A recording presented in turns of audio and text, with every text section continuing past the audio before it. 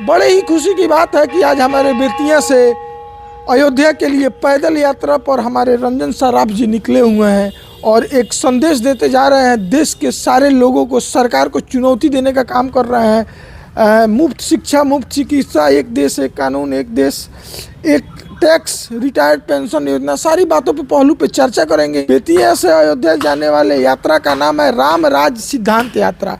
जिस तरह राम ने मर्यादा पुरुषोत्तम होके देश दुनिया को अच्छी पाठ पढ़ाई, उसी प्रकार ये कुछ सरकार को कहने की बात कर रहे हैं। स्वागत है आपका हमारे चंपारण सच तक न्यूज़ में। बहुत बहुत धन्यवाद आपका और आपके दर्शकों का भी बहुत बहुत धन्यवाद। ये मुफ्त शिक्षा के बारे में क्या कहना चाहते हैं? ये यात्रा क्या है, मतलब क्या संदेश देना चाहते हैं लोगों को? ये मैसेज है कि राम राज, पूरे भारतवर्ष में राम राज की मांग होती है। राम मंदिर का उद्घाटन है 22 तारीख को। राम मंदिर तो बन गया, लेकिन राम राज इम्प्लीमेंट होनी चाहिए पूरे देश में। अब ये मुफ्त शिक्षा, आपने देखा होगा कि राम जी रामायण में पढ़ा होगा या फिर रामायण सीरियल जो आया था उसमें देखा होगा कि राम जी की शिक्षा दीक्षा कहाँ हुई थी? एक कुटिया में हुई थी, मतलब एक गुरु के यहाँ गुरुकुल में हुई थी। तो उस प्रकार से सबकी शिक्षा दीक्षा उसी प्रकार से एक ही इन्वायरमेंट में, एक ही वातावरण में होनी चाहिए। यानी इनके कहने का अर्थ है कि अमीर गरीब का फासला दूर करके सभी लोग एक जगह पढ़ें और एक नीति शिक्षा पे पढ़ें। जी अब देखिए, अमीरों के बच्चे तो मैं नहीं कह सकता हूँ, नेता मंत्री विधायक मंत्री संतरी जितने भी हैं उन सबके बच्चों के किताबें अलग हैं और आम जनता की बच्चों की किताबें अलग हैं।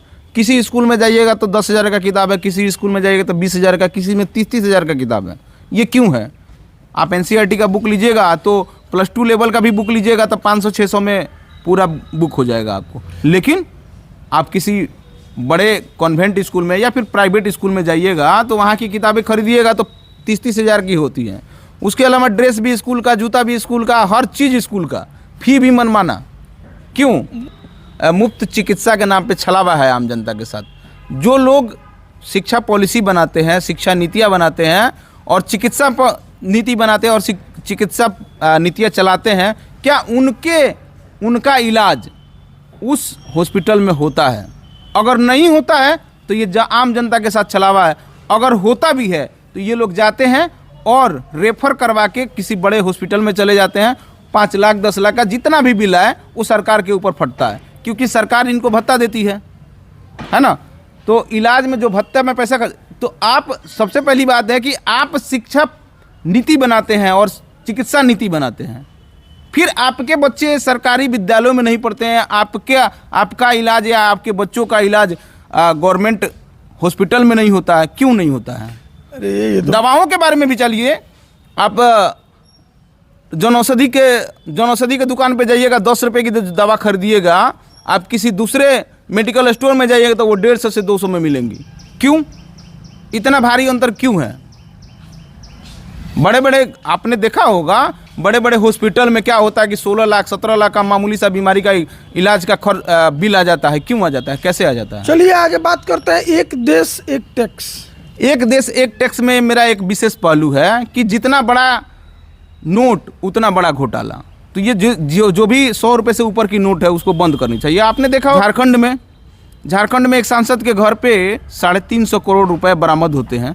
ऐसा बहुत सारे नेताओं के घर में बरामद हुए हैं, बहुत सारे इंजीनियर्स के, बहुत सारे ऑफिसर्स के घर में बरामद हुए हैं। तो ये जितना बड़ा नोट होता है इन्हीं के चलते स्कैम होता है। और जो चीज़ें अकाउंट से होनी चाहिए, जैसे 5,000 से ऊपर की जितनी भी वस्तुएं बिकती हैं वो अकाउंट से पेमेंट होनी चाहिए। उस पर कैश सेल पे रोक होना चाहिए। एक समय से एक दायरा होना चाहिए। कहीं से भ्रष्टाचार रुकेगा, बहुत कम होगा। 1.5 लाख 2 लाख का आईफोन होता है, कैश में नहीं बिकेगा तो कैश में कोई खरीद नहीं पाएगा, अकाउंट से खरीदेगा। आपको ज़रूरत होगा और आप गवर्नमेंट में जॉब में है या फिर कोई नेता है तो आप आईफोन कैसे खरीदिएगा आपके जेब में जब अकाउंट में पैसा नहीं होगा? आपके पास तो ऊपर की कमाई आ रही है और जाके कैश में खरीद ले रहे हैं। बड़ी बड़ी गाड़ियाँ जो आती हैं, मोटरसाइकिल को ले लीजिए, वो भी कैश में खरीदी जाती हैं। अच्छा, ये रिटायर्डों को पेंशन, ये तो सरकार देती है पेंशन, फिर इसका नहीं, सरकार राम राज का सिद्धांत का मतलब है कि रिटायर्डों को पेंशन इसलिए कि राम राज में जितने भी उनके कर्मी थे, राज्य दरबार में जो काम करते थे या सरकार का उस समय में काम करते थे, उनको भी पेंशन दिया जाता था। तो मतलब किस तरीके से पेंशन चाहते हैं? पेंशन तो 2000 पहले के जो भी लोग हैं उनको तो मिलता ही नहीं, अभी जितने भी कर्मचारी है उन सबको पेंशन मिलना चाहिए। इसलिए यदि ईमानदार है, ये सभी चीज़ें अगर इम्प्लीमेंट हो जाती है तो इस पेंशन की ज़रूरत है। कहने का नेताओं को तो एक दिन के लिए विधायक या सांसद बनते हैं तो उनको आजीवन पेंशन का लाभ मिलता है, अगर 2 बार सांसद बनते हैं तो 2 बार उनको पेंशन मिलता है। क्या अर्थ है? मतलब सारी सुविधा नेता अपने लिए बना रखे हैं। देखिए, पहली पेंशन जो नीति थी उसमें अलग स्थान से रिटायर्ड होते थे लोग, उनको भी अगर जैसे सेना से रिटायर्ड है कोई व्यक्ति और दूसरी जगह भी अगर जॉब करता है तो उसका भी रिटायरमेंट का पैसा मिलता है।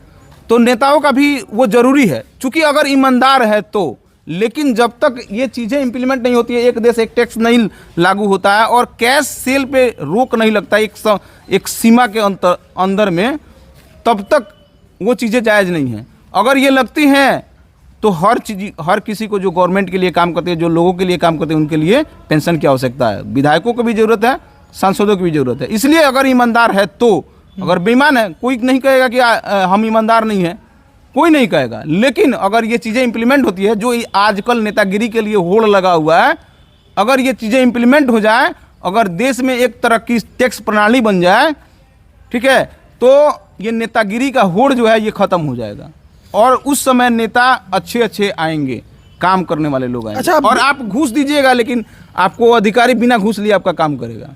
अच्छा, कहीं ना कहीं आपको ये लगता है, आप बिहार से बिलोंग करते हैं तो बिहार को छवि कहीं ना कहीं बिहार के हमारे एक नेता उभर रहे हैं मनीष कश्यप जी, उनके बारे में क्या कहना चाहिएगा? जी, उनका भी जो भी मैटर है वो बहुत अच्छा रहता है, क्योंकि उन्होंने बिहार के लोगों के लिए और देश को प्रगति के मार्ग पे आगे बढ़ने के लिए उनका जो भी मैसेज होता है, जो भी काम होता है, या भी जो भी भ्रष्टाचार के ऊपर जो वीडियो बनाते हैं, लोगों को दिखाते हैं, वो काफ़ी अच्छा है और सराहनीय कार्य है उनका।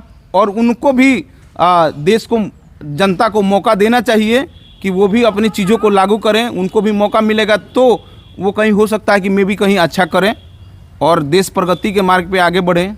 इससे बड़ी खुशी की बात क्या है? तो हमारे साथ आप सुन रहे थे रंजन सर्राफ जी को, जो बेतिया पश्चिम चंपारण से बिलोंग करते हैं और ये बेतिया से अयोध्या पैदल यात्रा के जा रहे हैं। आज इनका ठहराव रतवल पुल के आसपास होगा। जो भी व्यक्ति इस वीडियो को दे रहे हैं ज़्यादा से ज़्यादा शेयर करें और इनके मार्ग में जो भी हो इनका जहाँ भी जाए ये उत्साह के साथ आप लोग स्वागत कीजिए इनका। जय हिंद।